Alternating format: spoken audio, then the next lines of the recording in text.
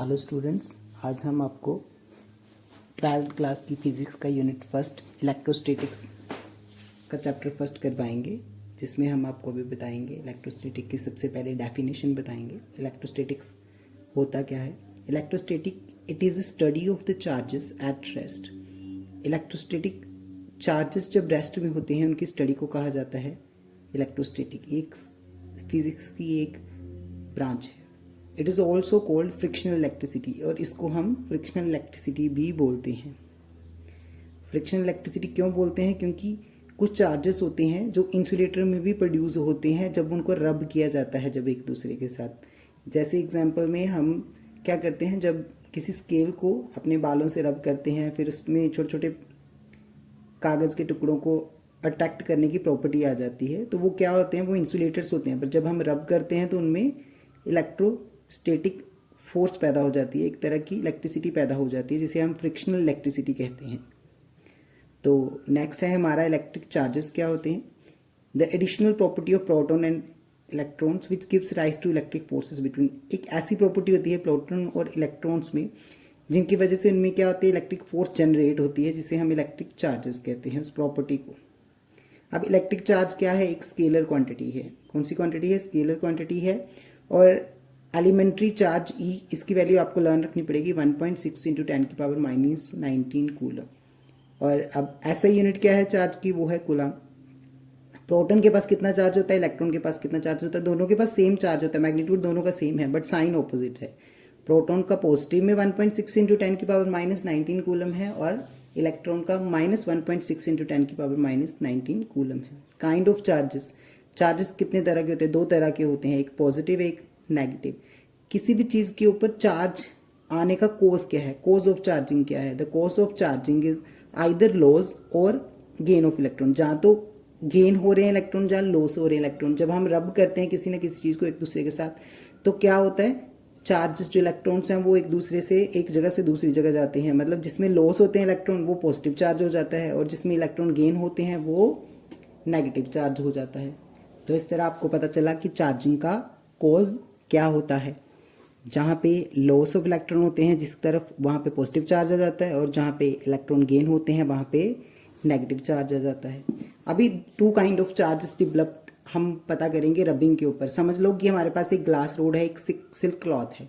जब हम दोनों को रब करते हैं, ग्लास रोड को सिल्क क्लॉथ के ऊपर रब करते हैं, तो ग्लास रोड पे पॉजिटिव चार्ज आ जाता है। क्यों? क्योंकि ये इलेक्ट्रॉन लूज करती है, और जो गेन करता है सिल्क क्लॉथ इलेक्ट्रॉन को, वो पे नेगेटिव चार्ज आ जाता है।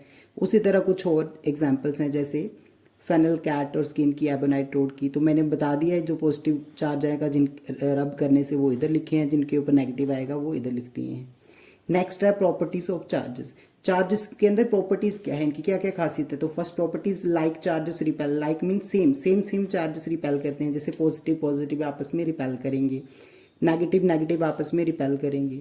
और अनलाइक चार्जेस अट्रैक्ट करते हैं। अनलाइक मीन जो ऑपोजिट चार्ज होते हैं, जैसे पॉजिटिव और नेगेटिव आपस में क्या करते हैं? अट्रैक्ट करते हैं। The second property is charge is additive in nature. Charge nature में क्या होता है? एडिटिव होता है, मतलब चार्ज को हम ऐड कर सकते हैं। अब हम इसको बताएंगे कि क्यों कर सकते हैं ऐड, क्योंकि वो स्केलर क्वांटिटी है। तो अभी हम बताते हैं आपको कि वो उसको कैसे ऐड करते हैं। जैसे कि चार्ज एक स्केलर क्वांटिटी है, तो टोटल चार्ज जो होगा सिस्टम के ऊपर, वो डिफरेंट चार्ज को अलजेब्रिकली ऐड करने से मिलता है। जैसे आप मान लो ये एक सिस्टम है, इस सिस्टम के अंदर चार चार्जेस हैं, एक Q1 Q2 Q3, मतलब एलिमेंट पड़े होंगे कुछ अलग अलग, ठीक है। और उनके ऊपर चार चार्जेस हैं, एक plus Q1 minus Q2 plus Q3 minus Q4। अब ये पूरे सिस्टम का आपको अगर चार्ज निकालना है तो आपको ये चारों चार्जेस हैं, इनको अलजेब्रिकली ऐड कर लेना है, तो आपका टोटल चार्ज सिस्टम का आ जाएगा। तो इसीलिए चार्ज क्या होता है? एडिटिव नेचर होता है, स्केलर क्वांटिटी है। नेक्स्ट है electric charge is conserved in nature. Electric charge क्या होता है? नेचर में कंजर्व होता है। तो ये कंजर्व होता है, इसमें आपको पहले पता होना चाहिए कि कंजर्वेशन ऑफ चार्ज होता क्या है। वो होता है कि charge can neither be created, charge जो है ना ही क्रिएट किया जा सकता, नॉट डिस्ट्रॉयड, ना ही इनको खत्म किया जा सकता। They can only be transfer from one body to another. वो हमेशा एक बॉडी से दूसरी बॉडी की तरफ ट्रांसफर होता है।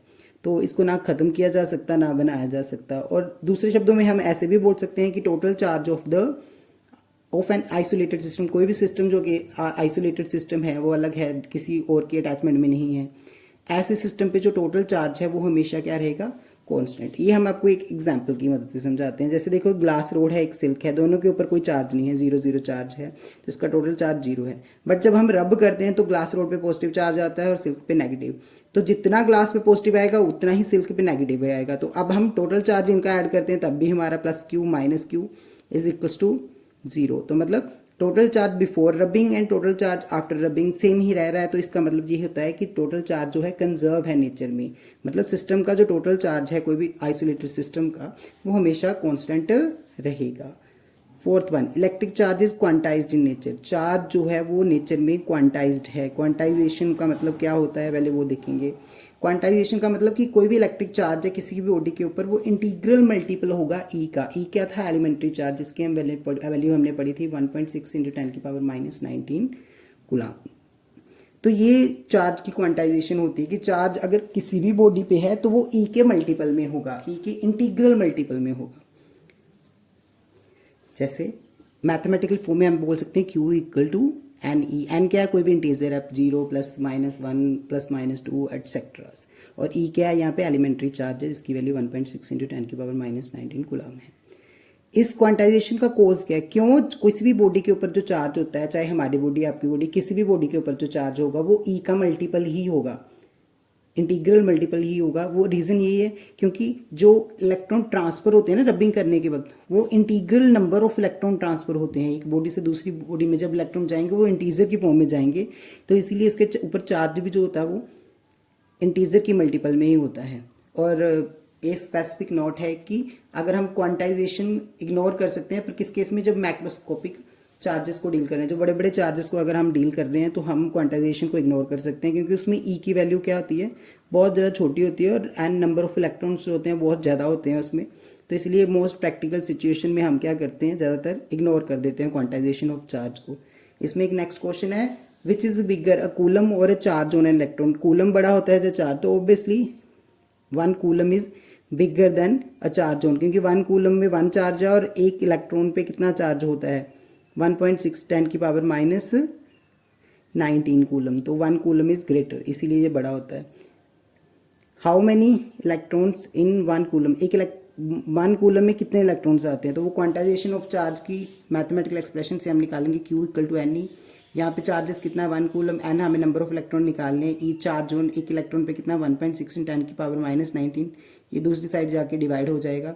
जब ये एन 1 के साथ डिवाइड होगा तो हमारा एन का आंसर आएगा 6.25 × 10⁻18। तो ये हमारे नंबर ऑफ इलेक्ट्रॉन्स हैं। तो इसी के साथ हम आज के लिए इतना ही, बाकी हम कल करेंगे।